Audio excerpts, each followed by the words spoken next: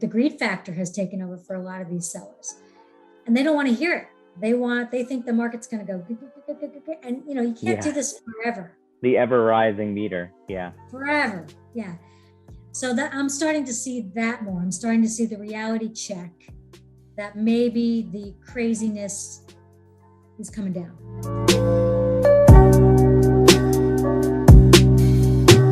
Happy fall, everyone. Welcome to another edition of Mother Son Market Watch. I'm Matt Thomas with Baird & Warner in Chicago.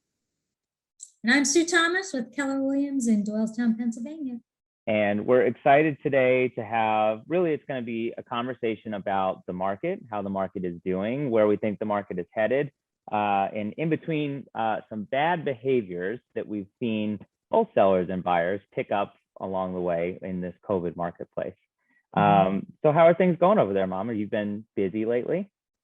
Yeah, 2020 was a record-setting year for you and for me. It was crazy. People did things they would have not normally done. They bought homes without seeing them. They didn't inspect them. They paid more than they should, all because of, I think, fear factor, and also because they could stay home and work. Yeah. 2021, a lot of them had to go back to work. And so we're feeling a little of that shift and pushback, which is, I guess, what we'll talk about today. Mm-hmm. Yeah, I think we're seeing the same. I think really what's defining our marketplace right now, and I think the best place to start this conversation is the biggest question: how is the market doing? If I look at the Chicago marketplace right now, two things stand out to me. Number one, activity is through the roof. I would even use the word gangbusters. If we look at September of this year versus September of last year, in certain neighborhoods, it's up over 50% in terms of the number of contracts written on homes in that neighborhood. So I think we have so many buyers flooding the marketplace.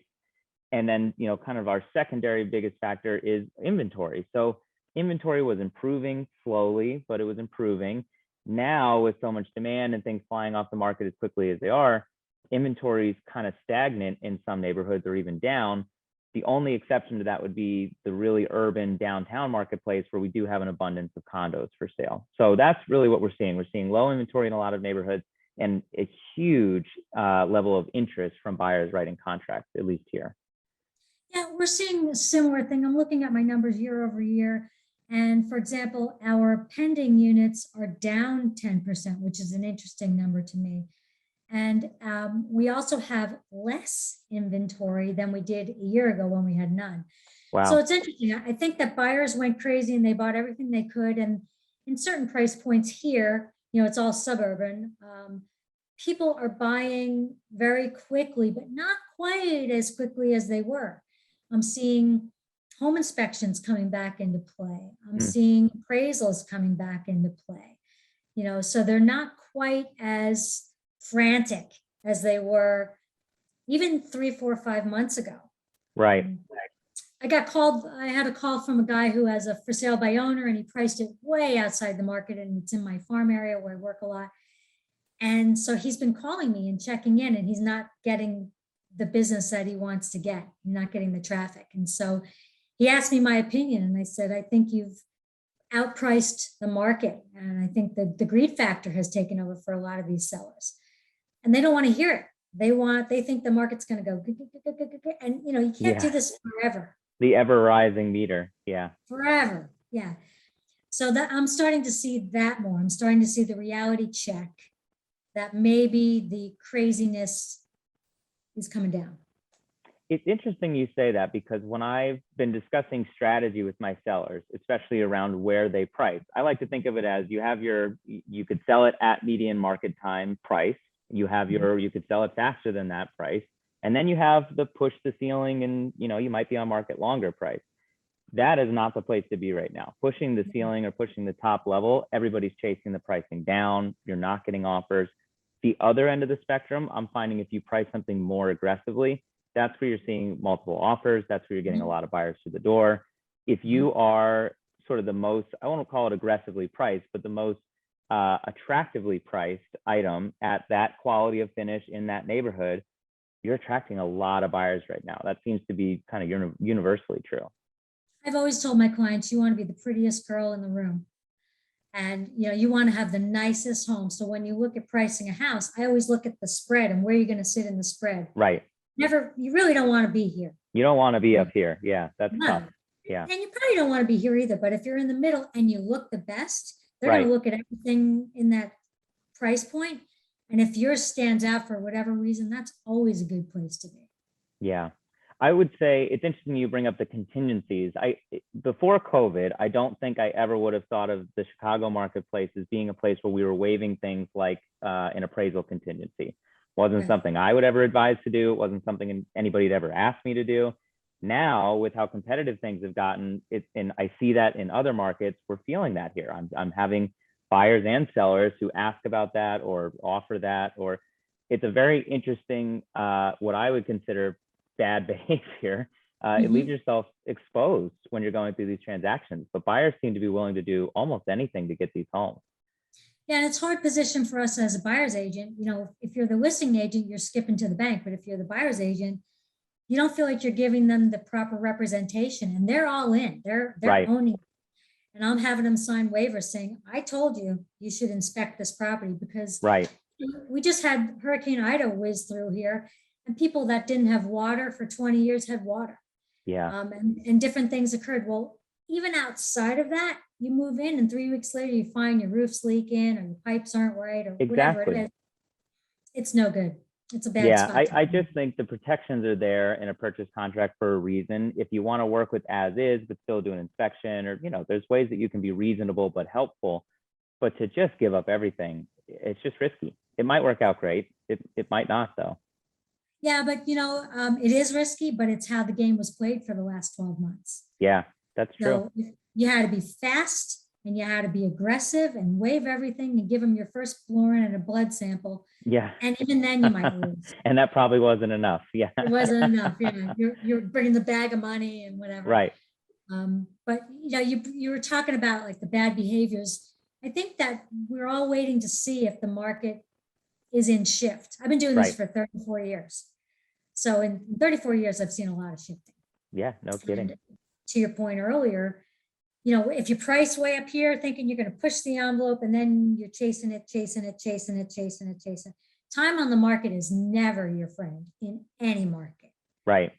And so now we have these sellers who are like, well, my neighbor last year got 50,000 more than I, and nobody cares. It's like that Progressive commercial, whatever it is. Nobody cares. It's interesting. I'm finding sellers, well, first and foremost, comps now, if you're thinking for appraisals or pricing, need to be run in like a very short window. It doesn't matter what happened a year ago. A lot has changed in 12 months. We're looking like 3 to 6 months tops, right? It needs to be hyper specific. But it's interesting because you talk to sellers, they feel like they're going to sell no matter what. There's a sense of invincibility. Everybody wants what I have to offer right now. I don't really have to try that hard. It's actually, I've even seen it where they're devaluing what we do a little bit, right? It's easy to sell, right? Anybody could do that now. But then the flip side is they also want to sell at the peak value above what anybody in the neighborhood sold for because they talk to their neighbor and they think that they can get that. It seems in some ways like it's setting up for unrealistic expectations. It cannot last where sellers can take high def pictures and get multiple offers over ask forever. Well, it's the I want my cake and eat it too philosophy, right? I want everything. It's kind of like all these years we've always told people, if the market's down for sellers, that means you're going to get a better deal on your buy. Right. And and vice versa.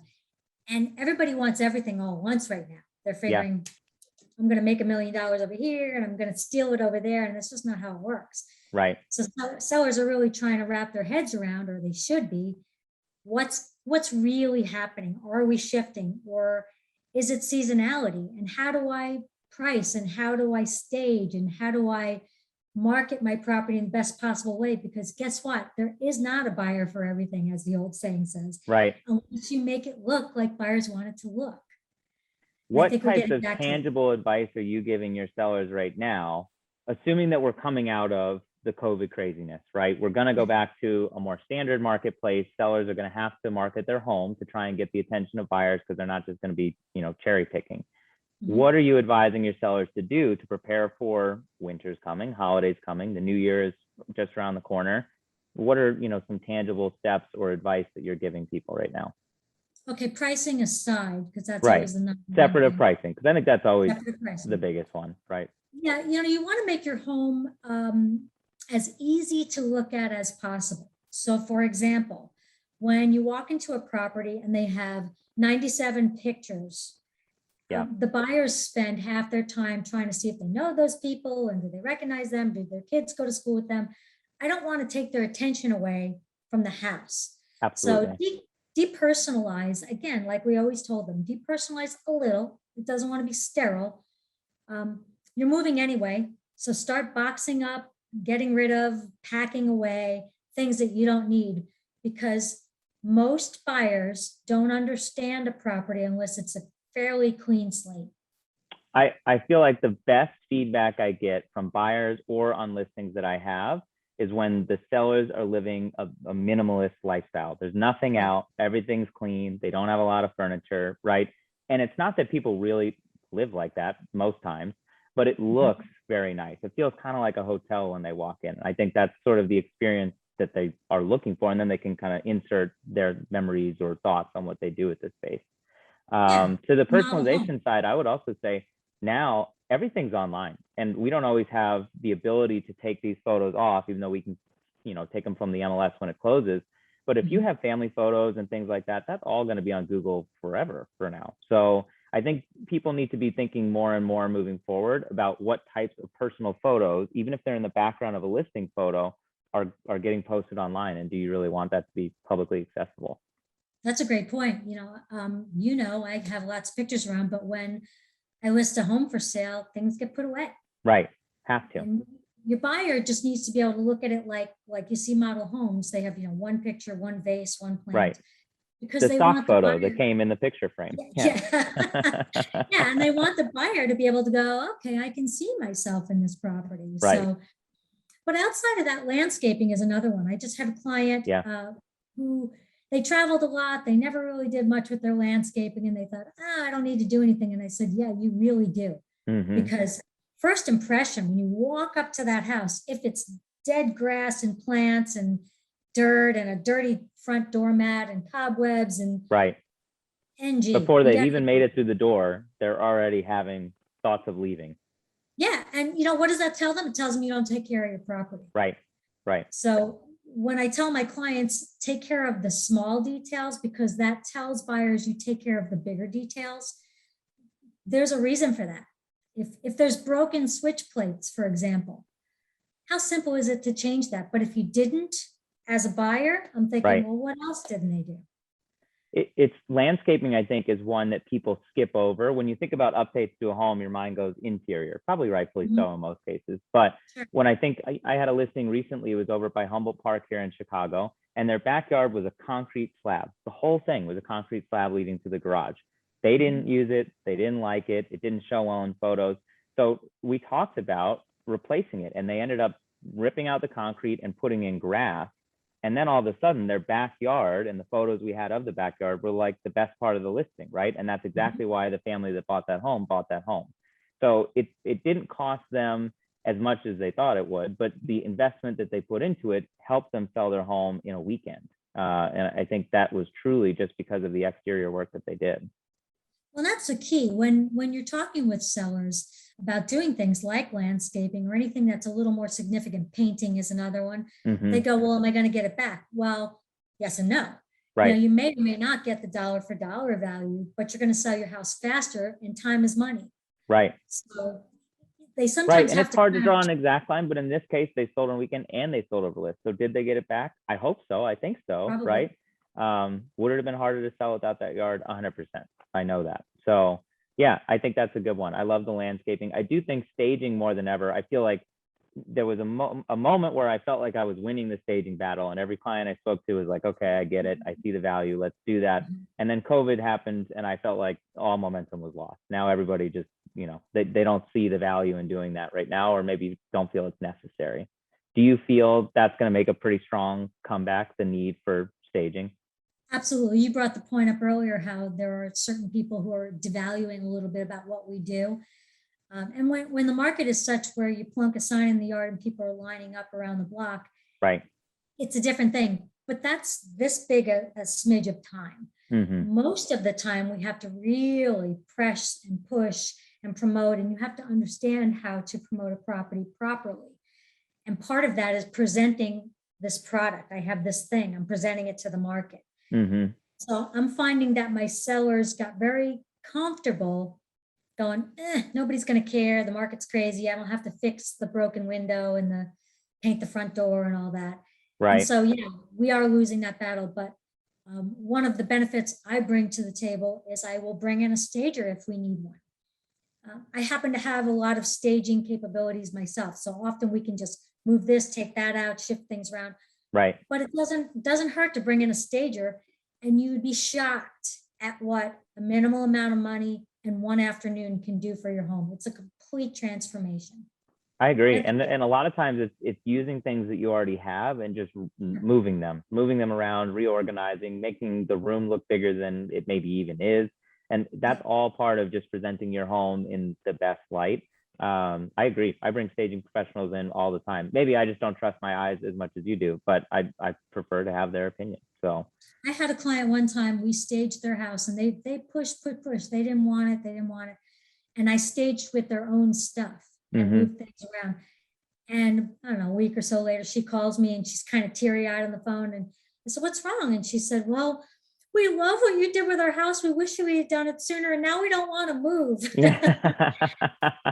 Okay, well, that's good too. So, I get that feedback a lot. I think that is, if you think about how you want to list your home, your marketing presentation, the way your home looks should be so good that you're like, man, I don't want to leave. That's like the goal, right? If you accomplish that in all of your marketing, you probably hit the nail on the head with what you should be doing. I get that a lot from clients. They'll go, "Oh my gosh, my listing looks so great. I would buy this house." I said, "That's Yep. what I'm going." That's, if you think that, other people will think that too. Yeah. Yeah. And simple things you can do, when it's really important to get good photography. Yeah. And when I see a listing and somebody's took the pictures on their phone and they're crooked and they're dark and there's Right. dishes in the sink, it makes my skin crawl. Yeah. And you're not representing that client or that property. So I meet my photographer. I have an excellent photographer, Tim Schultz with Bright House Photography, and he meets me out at these properties. I make sure there's fresh flowers because life is a very positive thing. Right. And we walk together. And if there's something, toilet paper that you can see or soap on the sink or whatever, you move those things and you present a simple, clean palette. Right. And people appreciate it. Well, and unfortunately, things like that can ruin a photo, right? Somebody left old bananas on the counter, and now that's all anybody can see in your kitchen photos. So Yep. that stuff does come into play, and it ends up being things you have to look for. Yep. I would say too, like when you're listing, what I've found beyond just the marketing side of it, I think information is powerful. Think about how many questions you have as a buyer, or your clients have as a buyer. When you come into that situation, you're just asking everything you can think of about the building, about age of things. So I think as a seller, the more that you can do to provide information up front is better. I think, having a list of the upgrades and updates that you've done to your knowledge and your memory, so that when those questions come, you can provide it and you have the answers. I think that helps create a better showing experience when people are coming through, rather than making them leave like, oh man, there's so much uncertainty with that home. They feel like every question's been answered. They know the dates of everything. The home looks great. They've seen the photos online. They've got a floor plan, right? They have everything that they need to make a decision. Ultimately, that's the goal. You want to help a buyer make a decision about your home. That's got to be the home for them. Yeah, the point you're bringing up is something that I do on every listing. I ask my homeowners to do an Excel spreadsheet or a Word document of everything they can think of that they've done to improve that property. Right. I have one right now listing, it's 2.8, and they had nearly 700,000 in improvements, Wow. many of which you wouldn't see. And that's the tough part, right? If you don't think about it or you don't see it immediately, they're not going to think about it as a buyer. So then it just gets lost, right? You have to be the biggest advocate for your own home. And I'll often take that list and then I'll prioritize it a little. Right. Geothermal is way more important than the light switches. Maybe toilet replacement doesn't make the list, but exactly. Yeah. And then I'm in the habit of making a brochure for each property. So there's a takeaway. I'll put it in the brochure, But if it sells too quick and you don't get the brochure out, you can attach that document to the listing, and then the listing or the buyer's agent can print it out Right. or send it to. So you're right. Then they go, oh my gosh, look, all the windows were replaced last year and they did the Right. HVAC and whatever it is. Well, and maybe this is a unique Chicago issue because we do have so many neighborhoods, but I'm finding with so much competition to get in, there's 77 neighborhoods, but like 7 of them are where everybody wants to live or is trying to get in with a hyper degree of interest. So then naturally it starts to bleed out in the surrounding neighborhoods. So I've also found it's helpful to provide information as much as you possibly can on the area you're in, the neighborhood, what's accessible, what's nearby, because some people don't know. It sounds like, oh, you live a mile away, you should know this. But here it's like you might never really come that direction. You don't know that Mhm. neighborhood. You don't know where the grocery store is. You don't know where anything is. So I'm finding beyond just the home, giving context of what you like to do in the neighborhood, what's accessible and close by, just Mhm. helps. I think a lot of buyers feel lost when they're looking at these homes. Yeah, my website has a section for each township. So if you want to Hmm. live where we are in Doylestown, for example, you can click on that and it will tell you where the parks are and That's great. where the restaurants are. Yeah, and then New Hope is another one. They tell you what's down there, why you'd want to be there. And that Exactly. is important. Yeah. But that's also important when you're picking your realtor, when you're picking your buyer's agent. You need someone who's familiar with the area in which you live. Right. I can't tell you how many times I've been asked to work in a zone I don't have familiarity with. So I refer it to a neighborhood expert because I can't do the best job for them if I can't answer those questions about schools and parks and grocery Exactly. stores. So there's an important feature that we have as realtors. You and I both have it, and we have national reach. Right. So if I get somebody that wants to live even outside of my zone here, I can refer it. But if they want to live in Texas, I just did 2 referrals in Texas. I interview those agents in Texas that are Hmm. highly recommended, or maybe that I know, and then I connect them. And now I know I'm handing that client to someone who's going to take care of them and look after their interests. And that's an important thing too. Yeah, I agree with you 100%. And it doesn't even have to be a far move. I've referred people to California. I've referred people to Pennsylvania. I've also Mhm. looked at it like, I refer people to Naperville, which is a couple hours outside the city because I Right. don't know Naperville. I don't spend a lot of time there. So I think that there's value in knowing the local area. And it often depends on what you're looking for. If you're looking for an investment, maybe it is just numbers and you can work with an agent who covers a broad scheme. But if you're looking for Sure. hyper local knowledge and you're going to ask questions about life in that particular area, you should get somebody who's very familiar with it. Well, I recently sold a home that I listed. I had sent letters to these certain properties that I was interested in because I knew I had buyers. Hmm. They called me and they were all set to list with a different agent apparently. And I didn't know that when I walked in the door. And so I did my presentation and he said, we'll call you tomorrow. And I told him what I thought about the property. And I knew what they wanted to list it for, but I didn't agree. And I showed them why. And they called me within an hour and he said, we want to hire you. We'd like you to sell our property. And do you want to know why? And I said, yeah. And he said, because you told me the truth. And he Yeah. said, you didn't agree with me and you showed me why. And he said, the other person didn't do that. They just agreed with me and signed here. Yeah. And I bring that up because there are lots and lots of people out there, lots of realtors who will say, sure, no problem, we can do what you want to do. And then you end up chasing. Months of this. Yeah.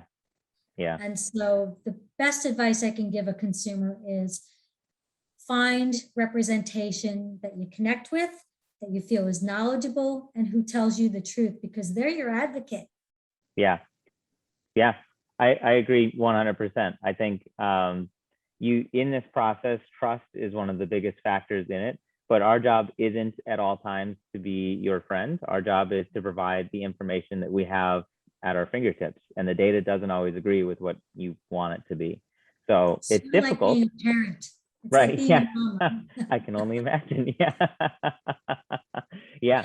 But you're Sorry. right. It happens all the time. And I think that having those conversations never gets easier, but it does make the sale process easier. And it's no good for us as professionals to have a listing that doesn't sell and just sits on market and constantly reducing. And, it's no good for anybody involved. So, No. And we're heading, we've got to shift out of this crazy town that we've been living in. right. And so our sellers really need to come to grips with prices. Maybe they haven't capped out. Maybe they're still going to continue to move. certainly that's a hyper local thing, Right. but maybe they have. And if that's the case, you need to have a talk with yourself. Like, what does it mean? Are you moving just because you can, because you thought Yeah. you could make crazy money? That's a different thing than being relocated out of state. Right. So they need to understand why they're talking to you to begin with and what the objective is, and price accordingly, stage accordingly, and listen. If they're being given valuable information by a real estate professional, listen to it. Right. Yeah.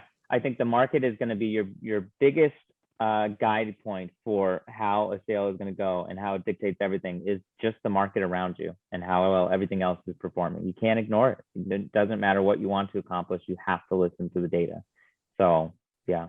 Well, All right. interest rates So are so low. I'm sorry, I I was was going to just, say, just as we prepare to wrap up here, I mentioned it earlier, and I'm looking at the calendar. It's hard to believe it's already October.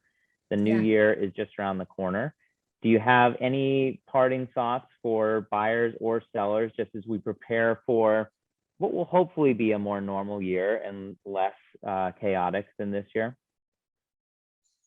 well, I think we can just look back in history. You know, you have to, again, make your home look as good as you can. You don't have to go crazy, but I think that people need to start preparing for normalcy, Mm-hmm. preparing for prices to level off. They need to do more. They need to Right. try harder. You know, it's no longer the diet pill, like you drop 10 pounds overnight. Yeah. You have to go to the gym. Yeah. So get back to the gym in real estate. Right. We're coming into Thanksgiving soon. Once Thanksgiving hits, it gets quiet. But Yeah. the buyers who are out there, they need to move. That's why they're looking. There's always So people who serious. need to move, right? There's the Yeah. ideal times, and there's New Yeah. Year's, and there's holiday, but at the end of the day, there are always people who need to move now. So Mhm.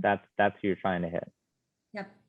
So that's, all I can say is this too shall pass. We'll get back to a little more normalcy. Buyers will be able to buy. I think moving forward, things will get somewhat more normal. I didn't want to say easy, but they'll get normal. It's never easy, but It's normal. never Yeah. easy. There's no easy.